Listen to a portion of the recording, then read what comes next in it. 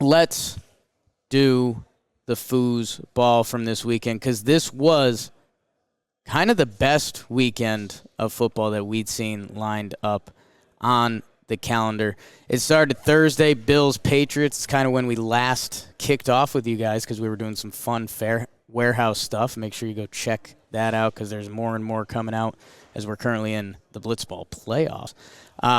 The Bills rolled on the Patriots 24-10. In New England, Patriots go to 6-6. Like I've been telling you, I think they are my barometer team. If they play a better team, like the Bills, they will lose. If they play a worse team, they will win, because they still have Belichick. They still have a good team defense, and you like Stevenson at running back, but they are outgunned by this Bills team, who are now back on track. They kind of had their rough patch of the season. 9-3, Josh Allen's looking good. Cook, the running back, who they took out of Georgia, he's starting to go. And what does that mean? That that offense has been looking for the running back for a little while. Singletary never really clicked. Now Cook is going. That could change a little dynamic to their offense. Which brings us to Sunday, one of the best NFL Sundays of the season. We know because me and BBD were on a plane over, trying like hell to get the DirecTV to work. It did not. So then I was watching a choppy red zone on the Wi-Fi, which...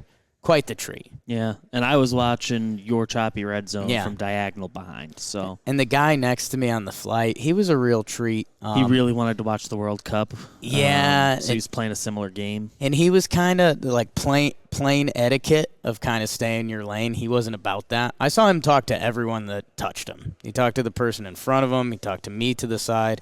I connected his phone to the Wi-Fi. Not a big deal. Anyways, Steelers-Falcons, you guys know I love my Falcons. They pound the ball. They know who they are. It's not necessarily a good thing. They get beat at home to the Steelers. The Steelers, who are kind of going now. TJ Watt's been back. What's that? Okay. TJ Watt is back. They went, at one point, they were 2-6, and now they've won 3 of their last 4. They beat the Saints. They lost to the Bengals by a score. By the way, a high-scoring game with the Bengals, 37-30, at the Colts, at the Falcons. Now they'll go home against the Ravens, who I think will be without Lamar. And the Ravens looked horrible against my Broncos anyways. That this is where being a good head coach, and we talked about it with the Seahawks and Pete Carroll and how long he's been in the league. Tomlin, man, I know he's had his moments, just like every coach. I mean, Andy Reid, it used to be a joke about how bad his time management was, and now that he's with Mahomes, you don't hear people talking about that anymore.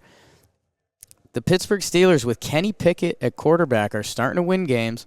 They're 5-7. What does it mean for this year? Nothing. Ravens, Panthers, Raiders, Ravens, Browns. So, I don't know. I think you'll end up seeing in those the In the Hunt graphic. I don't think they'll get anywhere, but for rolling Kenny Pickett out there this season, the fact that they're 5-7 and TJ Watt was out forever, it's kind of a win for the Steelers, at least going into next year. Packers beat the Bears. Don't care. Both these teams are out of it. Rodgers continues to beat the Packers. A lot of heavy debates in one of my group chat about how good Justin Fields actually is. I don't know. I don't know. He runs incredible. He drops a couple balls in there. There are some top 10 Justin Fields quarterback arguments. I'm not into it now. One more like a year of it, and we can start. It's really dreaming. tough. Looking at the stat line, it's just not. Obviously, we only saw snippets of red zone, but it's just not at all the parts I saw. Yeah. Only 5 incompletions. I definitely saw both picks and a couple couple long throws that didn't connect. Both at the end of the game. The Bears team is so untalented that it's really hard to judge, but the fact it's become a conversation is still good for Bear fans and Justin Field. But yeah, I'm leaning a little more nervous because all of these fantasy stats he's been racking up have been in losses, and I don't know. The Bears are one of the toughest watches, IMO. If you're a Bears fan, be excited. Sure. The game I was excited about, that was the loser bowl game of the weekend, Jaguars-Lions. My guy Trevor Lawrence and the Jaguars coming off of a big win. The Lions have been rolling for Lions culture recently. They've won, with this win, 4 out of 5, and they rolled on them at home, 40-14. When's the last time the Lions have rolled on a team at home? Insert stat there. They beat up on the Jaguars. they believe this. We talked about it the other week, but man, if this team was 6-6, I think there would be some Lions mania going on. They host the Vikings next week, which again, Vegas will show you what they really think of teams. I wouldn't be surprised if that spread is Vikings -4, something like that. And you're talking about one of the best teams in football playing the Lions.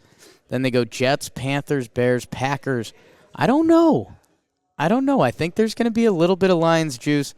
And the fact, if they ended this season with 5 wins, we would have said for the Lions, like, all right, good for you, Lions. Like you took a step in. You would have liked to get to 7. You took a step in the right direction. They're at 5. They have 5 to play. This is probably going to be an 8-win team. And for the Detroit Lions, go look at their history. It's one of the worst franchises in pro sports. They're going to be the team this year that, like, it's the last week and they need, like, 6 things to happen. Right. They'll be everyone's rooting for it because it's the Lions and they're a fun watch. Which the fact they're there is incredible. Your G-Men, BBD, this is when we were getting off the plane, getting the baggage, which took so long. It was unreal. Very weird baggage situation. The Giants in what I was calling, and I thought I was being rude, but a lot of people were saying was kind of a must-win game with their rest of the schedule. Turns out it was a must-not-lose game, and they tied the Commanders. They go into overtime. They give up the touchdown at the end to get it tied, and then kind of an ugly back and forth. Looked like they might have had a safety or a strip sack on Heineke at the 1-yard line. That would have been, just a world of momentum for the Giants. They took control of this game. Bobby Skinner's tagging me in tweets and talking Giants, the We Got Momentum gift that I used to be obsessed with. They end up tying the Commanders, which, hey, 7-4-1 Giants. The problem is they play the Eagles next week. The Commanders, again, like we talked about, and the Commanders have a bye week. And it's at their place. But that game's kind of must-watch. Coming off of a tie to division rivals. Tie again, and I'm back around. Tie was fun. Tie twice. If they tie again, now we're talking. In their place. Vikings. Flex to Sunday night. Vikings, Colts, Eagles. So if you're the Giants and this incredible start you had to your season, you kind of need to win that Commanders game and the Colts game, and that's going to get you to 9-6-1. That would be enough. We were saying it anyway. We were hoping just this one of the 2 Commanders games felt like the easiest to win because it's the first time seeing them. Yeah. And at home. At home. They get the bye and just see you again. 8-7-1. If they end up there, that's going to be one of those situations like we've talked about. Or 8-8-1 this year, right? Yeah. 17 games. So, yeah. Man, Heineke refuses to lose. Good for you, Washington football team. A good game in the Meadowlands. I know the Talking Giants crew was there. Jolly Olive was there. Wish could have been there, but do I? Winter meetings? Take that all day. And then, again, more primo games. The Eagles roll up on the Titans. This was kind of not a last hurrah for the Titans, but they were 7-4. If they could beat the Big Bag Eagles, let's give them the Beagles. Give them the respect they deserve. Eagles, man. A.J. Brown against his former team, 8 for 119, 2 touchdowns. Jalen Hurts with video game stats, 380 yards passing, 3 touchdowns. Eagles are a wagon. They beat the Titans by 25. They're going to be there at the end, and it's just a matter of who can take them down. A game you don't need to hear about, my Broncos and the Ravens. Lamar gets hurt. 10-9 final. They were up 9-3 pretty much the whole game. And then final drive. Let the Ravens score. 10-9 final. Another Broncos under. The Broncos have had only one game hit the over this year. One of the worst offenses ever. Speaking of, but the Browns get the help from their defense. 3 defense and special team touchdowns from the Browns as they have the return of Deshaun. I don't know. Tough day to be on Twitter and look at a lot of those takes. Browns win. They're 5-7. The offense looked ugly, but their defense is stacked. Their running game is still there with Chubb, and as Deshaun gets back into the mix, let's see. 5-7 Browns. Next week is their big test. If they can go to Cincinnati and win that game against the Bengals, 6-7 with Ravens, Saints, Commanders, Steelers, Stefanski and the Browns. I mean, I feel like I was kind of one of the first guys that was drinking his Kool-Aid hardcore. Yeah, the Deshaun stuff is tough. Twitter's just always going to be bad. Yeah. Always going to be bad. It's because he's a bad guy and all that. Yeah. There's no win. Texans 1-10-1. Yikes.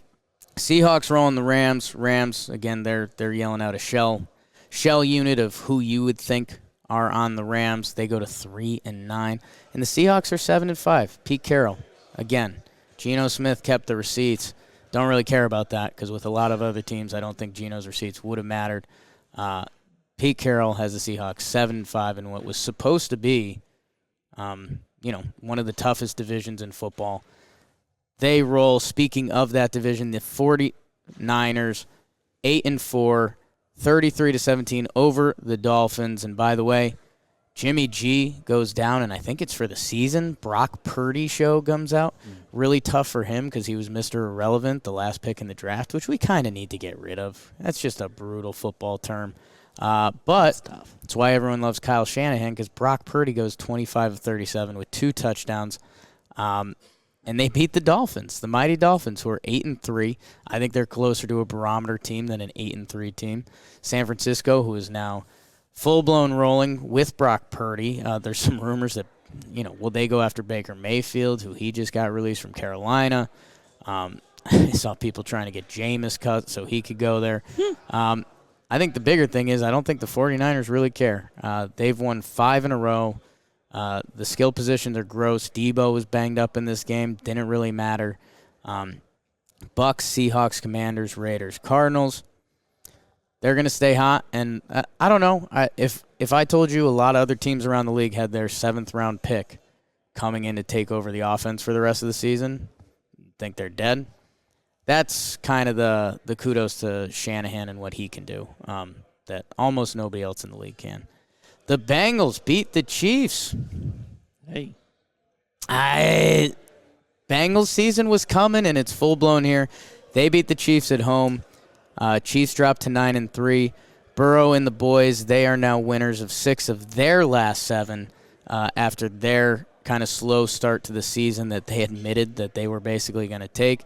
It's full-blown. Bengals are in the Super Bowl contender pot. We were hoping they would get there before their game to the Titans. You beat the Titans, you beat the Chiefs. Those are 2 of the guys that probably going to be there and have been there the past couple years. Bengals, man, Joe Burrow. Cincinnati is they owe that guy like literally millions and millions of dollars, and he will get them. Chargers, Raiders, kind of the same team, right? You could have them swap uniforms, and you're going to get the same results. Raiders win. They're back up to 5-7, which if they were 6-6. How about them Raiders? Winners of 3 straight. They have the Rams. Okay. Rams, Patriots, Steelers. At Rams, at Steelers, home versus the Patriots. Those are 3 winnable games. Get it going, Raiders. They're a fun team. Devontae Adams, we get mad when guys change teams and it falls apart. Kenny Golladay, Giants. Devontae's balled out. He's been the best wide receiver in the league. Carr, good for him for staying relentless through their early season woes. Man, get it going, Las Vegas Raiders. I'm all about that. And then your final game of the day, Colts-Cowboys. Cowboys 54, Colts 19. Yep. That tells a story about both teams. Tony Pollard. I was skeptical at first. Another 2 touchdowns for him.